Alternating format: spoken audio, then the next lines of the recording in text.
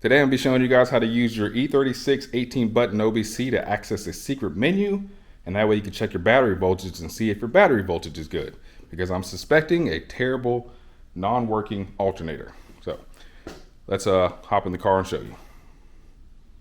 There's normally where there's like a fancy intro and all the smoke goes across the screen, but I haven't used that clip in a long time and I don't remember where it's at. It's somewhere on my computer and I'll be able to dig for it. So let's just get in the car. All right, so I was actually driving this car to a drift event, stopped to get gas, and when I tried to crank it again, the battery was dead. So that's why I think the alternator was a problem, and I started to look it up, and it seems like it is. So first we're going to turn on the ignition, and this is going to light up and stuff. It's going to show you a bunch of failures, like always. Like if you're driving E36, it's not new to you. And then you're going to hit date. Now, I can't see the date because my light's not working, and since my battery was dead and I swapped it, that I just set a date, whatever the current date. I just set like the first date, whatever. So anyways, you're going to pretend that whenever you see the date, you're going to add up the month and the day to create a 2-digit number. So today is, as I'm filming this, 7/14. So you're going to add 7 plus 14 and it's going to create 21. 21 is going to be your unlock code. This right now, it's hard to see. You can't see it on camera, but it says January 6th right now. So 1 plus 6 is 7. So 7 is going to be my code. So we're going to start this by first and hit this 1000 button and this 10 button at the same time. And you're going to see test NR. I don't know what NR stands for, but now we're going to go to 19. You know how to use the OBC numbers, so let's do 19. And you're going to hit set right here. And now the lock is on. Now we need to unlock it, and we're going to unlock it with that date button that we have. My number today is 7. Sometimes it doesn't work, hit set again. So we're going to go to 7. If you're doing this today, I'm filming this, it would be 21. So right now 7, we're going to hit set again. Now it's unlocked. Now I can do whatever test I want. For the test for battery voltage, it's test number 9. There is a large list of tests you can do. I think this is probably the most important. So here we are at test number 9. And hit set again. And now we see our battery voltage is only 11.5 volts. So this thing is pretty low voltage. Hopefully it will start. I don't know. I doubt it. But I guess we'll see. Let's try to start it. It actually started. So now that it started, now we're going to do the whole test again. Because all these lights are going to come back up.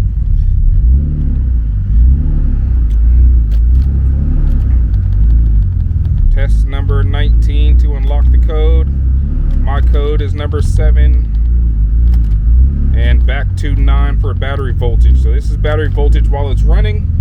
And as you see, it's low. It's not even 13 volts.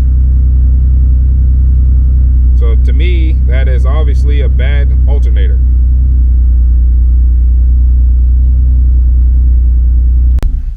So we're going to turn that off. There's another E36 right there. We're going to hop in that E36, do the same code, same test, and we're going to see what that battery voltage does while that car is running. And it should be closer to 14. Typically, if an alternator is working, then the alternator is going to be pushing out 14 volts to keep the battery charged. This is only doing 12.5, 12.8, 12.9. It's not really charging much, so I think that's why my battery keeps dying. Right now I borrowed a battery from a friend, and that's actually why I even have some battery. So let's hop into the other E36 and do the other test and see how this one works. So here we are. I'm gonna hit date. Again, I can't see my date. These cars are terrible. It says, I'm assuming it's today's date. So we're gonna say it's 7/14. Typically when you press it, you should be able to see the date, but you guys know that if you have an E36. So we're gonna do the same thing, hit these 2 outside buttons, code 19 to unlock, code, what did I say, 21. So 2/1. Nope. So my date is not set for. Does that say 15? That might say 15. Did I set the date wrong? It'd be nice if I could see it, right? Okay, so if I set it wrong, 15, so it's gonna be 22. and that's exactly what it was. So I set my date wrong. My bad. Now let's go back to test 9 for alternator or battery voltage. And as you can see, a good running car that doesn't die on its own is 13.9 volts and pretty consistent. Not bouncing up and down. This is very, very consistent voltage. And yeah, my other car does not do that. So simple test tells me this alternator works and that one doesn't. So let's get that alternator out of there. Now, when I brought that car home after borrowing a battery and actually getting it to start again, I just drove it home. I noticed like some of the lights came on also, which also tells me it's a bad battery and I'm not getting the best voltage. But also, I did check for like, you know, some of the other typical stuff. I did check for grounds and loose grounds and all that stuff. I did find one, but even after fixing it, the problem didn't really fix itself. So this is why I have an alternator. So let's swap it out. It doesn't take long. Alternator's not really that hard. And I'm gonna show you guys how to do it right now. Yes, go ahead and pop this hood. I know, basically, remove the intake. Remove this intake box and the alternator's right there. So I mean, it's at the top, so it's not hard at all. Let me get a flat head.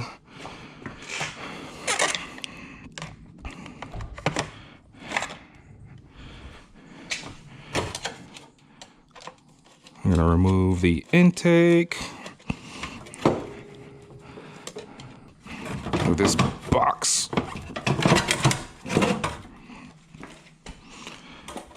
And there you go. We're already at the alternator. We already got hands on the alternator. So now we're gonna have to loosen the belt so we can pull the belt off.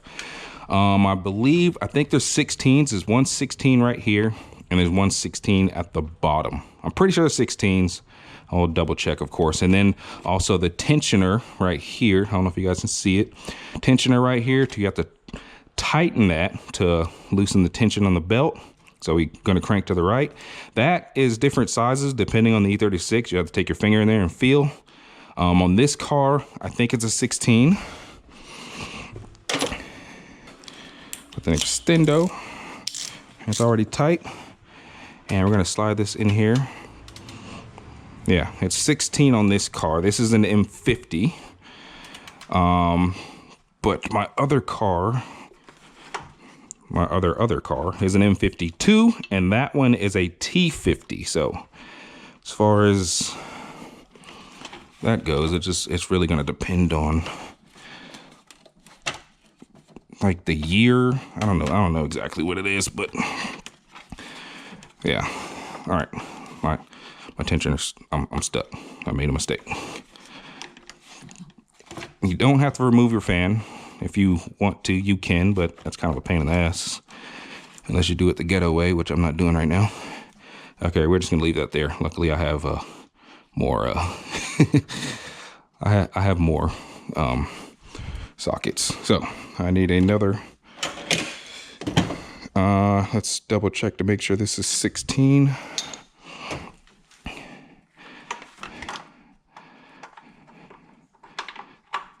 Yes, that is 16, and the bottom bolt is going to be the same. So it's going to be 2 bolts.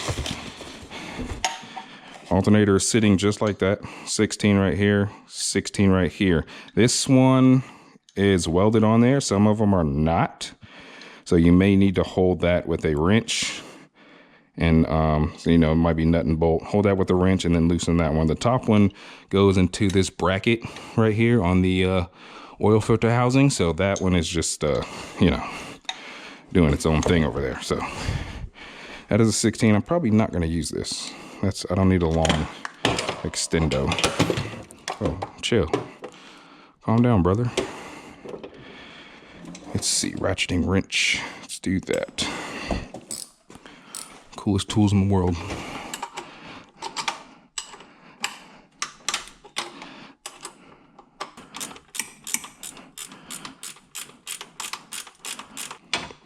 Oh, and don't worry about my fan shroud. It's ghetto. All right, this bolt is loose. And now it's gonna be a little tough because this bolt is very, very long. Hopefully I can get it through. There we go, perfect. You just go through the fan blades and it actually comes out. So is my tension okay? It's fine. Doesn't roll that much, but it's quiet. If it starts screeching and then it's not that good. So this is now loose, as you can see, and now there's one more bolt. Let me find it. Ooh, it's oily. Gross. I have nice clothes on too, like an idiot. Yeah, we're just gonna have to make a mess down here. But same, God, that is a lot.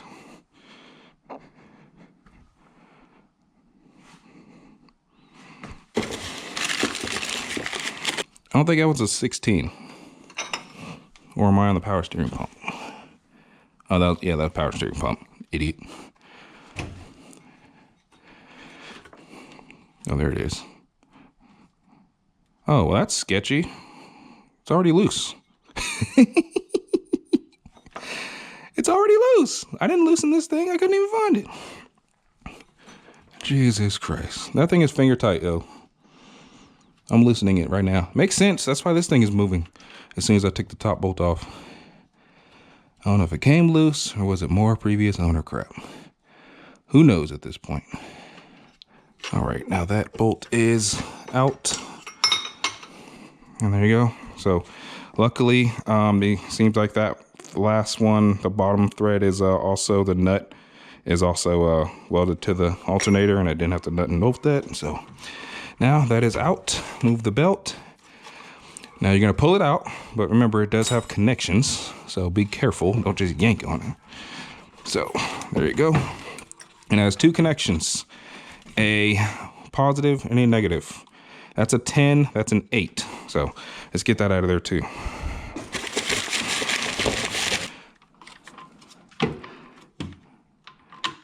I'm sorry, it's not a 10. There's an 11. I think there's only 2 things on this E36. It's not an 11. I'm lying. I'm lying to you guys completely. It's a 13. I was just making sure y'all was paying attention. All the E36 guys out there, when I said 10, they were like, nah, it's a 13, bro. I knew all along. Making sure you was paying attention.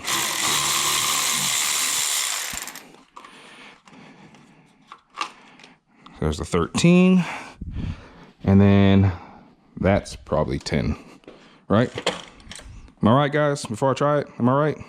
E36 guys? Yeah, it's a 10, right? Of course it is. Duh. Duh. And you can't really get them confused. The 10 is a smaller one. The positive is the bigger one. So the big one gets the big nut and the smaller one gets the... you get it? Because I'm just kidding, guys. Grow up. You hear that?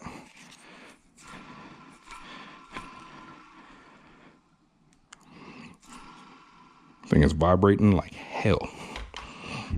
So I'm about to get you dirty. Oh, the nuts are on it still. They give you brand new nuts? Awesome. And remember, when you get an alternator, to save your core, well, don't save it, but take it back to the store, Don't just throw it in the dumpster. It's 50 bucks right there. These companies make money, boy. They take your $50 broken alternator, do whatever they need to do to fix it, and then sell you a remanufactured one for $200. God. I need to learn how to fix them. I'll sell them for $75. What's up? All right, let's go ahead and plug this up now. And remember, to get the orientation, goes this way.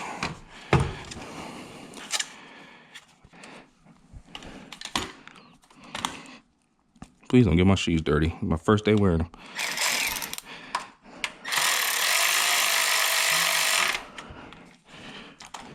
Now I need a 13, right, guys? 13? Was it 13? Was it 11? 12? 11? 10? No, it was 13. Yeah, I'm just making sure you guys knew. Make sure you guys paying attention. There's a washer on it also. You can use the crush washer for this to make sure that doesn't come loose, because if that comes loose, then you really have no alternator. Now tighten. Make sure it is tight though. Don't just Don't be half-ass. It does need a good, solid connection. All right. This thing works when it wants to.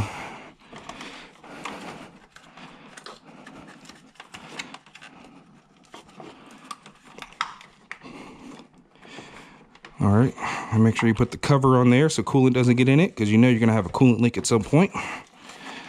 And we're gonna find the slots that this goes to.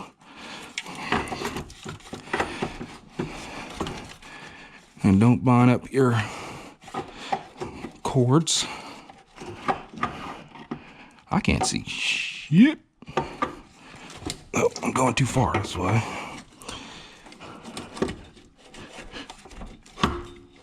And right about there. Let's get the bottom one in first. Bottom one was this one. Has no washer on it. Interesting.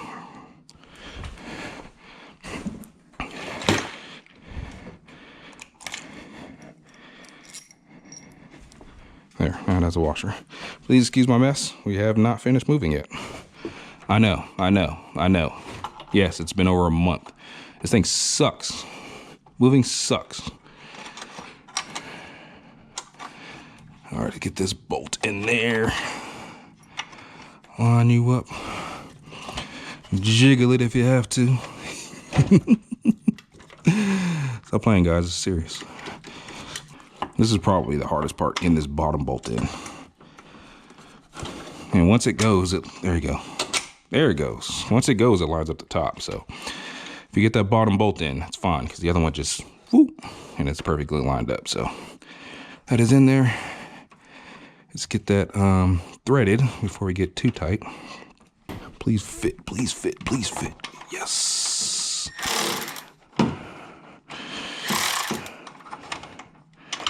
Is this not 16? That one might be 17. I don't remember them being different sizes, but that was clearly different size. I wouldn't know, because when I went to loosen it, it was already loose. So this is my first time seeing the size of it, and it is a different size. This is 17. Interesting.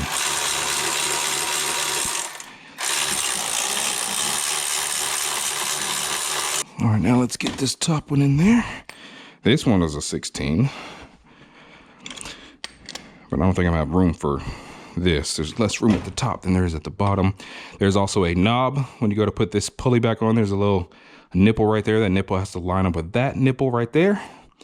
So make sure you do that.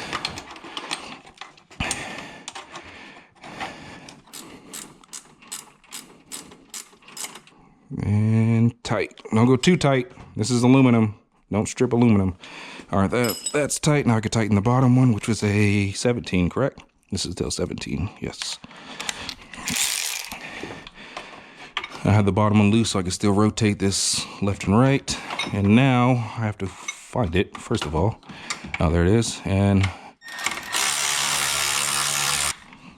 all right. Now, time to put the belt back on. Again, it's already stuck there, so it's not going to be very hard. If you forget how the tensioners go, there's plenty of pictures online. I post them right here.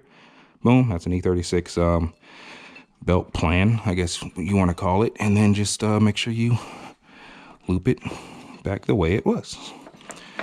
Make sure you check all the pulleys too, because that is, yeah, that came off and came down to the AC pulley.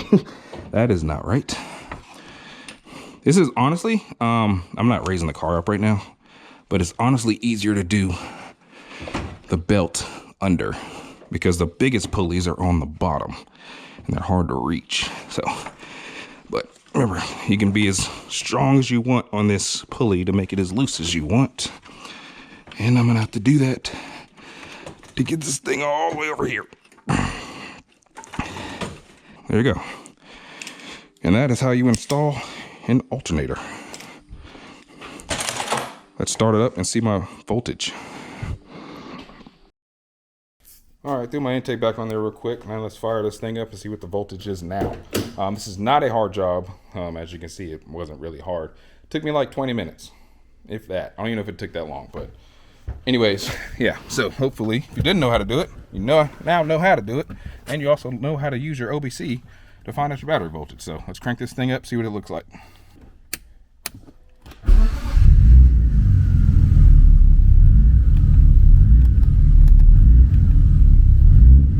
All right, let's do 19 to unlock the OBC. My code today is 7. Oh, I went too far. And the battery voltage code is 9. And I got 14 volts. So we are back, ladies and gentlemen. We are back. It's some little odd drops, but that's a bad drop. I ain't like that drop. But this is also might be a dead battery. I don't know. So there you have it, guys. Hopefully you just learned something. You learned how to change an alternator if you didn't know already. And you definitely know how to use the OBC to check your voltage, because you can do that out on the road. You can do that anywhere, car on, car off. And you don't have to drive around with the voltmeter in the trunk trying to figure out what's going on with your car. That'll tell you right there. If you're not charging above 13.5 volts, then it's kind of questionable. So I might have some more electrical gremlins. You guys know this car, it's a mess. So that could be part of the drops, or I'm trying to keep my engine going while it's cold. I could try it again when it's warm and see later, but I'm pretty confident that will work. So now it's actually time to go drift. So I get to actually drift this thing today, and I actually have the 360 camera attachment now. It looks like I'm not gonna say what it looks like, but you know what it looks like. So I'm actually gonna put this on the trunk today and actually see if I can get some really cool 360 footage. Yeah, pretty excited for that. That's what I tried to do last video, but I didn't make it, unfortunately. So anyways, that's gonna do it for this video, guys. Thanks for watching. Deuces. I will see you in the next one. This is the first repair in the new house. That was kind of cool. Especially it helped to have the if I rearranged the garage this time. Last time I had the toolbox on the side of the garage, and every time I needed a tool, I had to walk to the side of the garage. That was really annoying. So I said, this time make sure it's on the back, so if I need something, I just turn around and grab the tool I need. It was a whole lot easier and quicker, so pretty awesome. And also, I did not mess up my shoes. Still look brand new. Woo! Y'all slept on these, and I'm glad, because these things are hard.